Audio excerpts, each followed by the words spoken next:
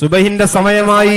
സുബഹി നിസ്കാരത്തിന് ശേഷം ആയിഷ ബീവി റളിയല്ലാഹു തആല അൻഹയുടെ തലയിൽ നിന്ന് ചിന്ത മാറുന്നില്ല.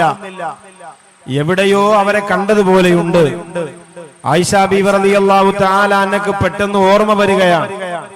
പല സമയത്തും യാത്ര പോകുമ്പോൾ ഈ സ്വപ്നത്തിലൂടെ കണ്ട പ്രിയപ്പെട്ട സഹോദരി, പല സമയത്തും യാത്ര പോകുമ്പോൾ ഈ സ്വപ്നത്തിലൂടെ കണ്ട പ്രിയപ്പെട്ട സഹോദരിയെ ആയിഷ ബീവി റളിയല്ലാഹു തആല അൻഹ കണ്ടിട്ടുണ്ട്.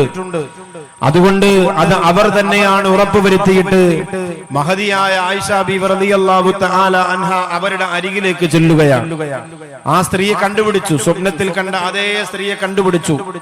സ്വർഗത്തിന്റെ കവാടത്തിന് മുന്നിൽ ഉഹുദ് മലയോളം പ്രതിഫലമെന്ന് പറഞ്ഞാൽ ഒരു ആൾക്ക് അള്ളാഹു കൊടുക്കുന്ന പ്രതിഫലത്തിന്റെ ഏറ്റവും വലുത് എന്ന് വേണം അതിനെ വിശദീകരിക്കാൻ.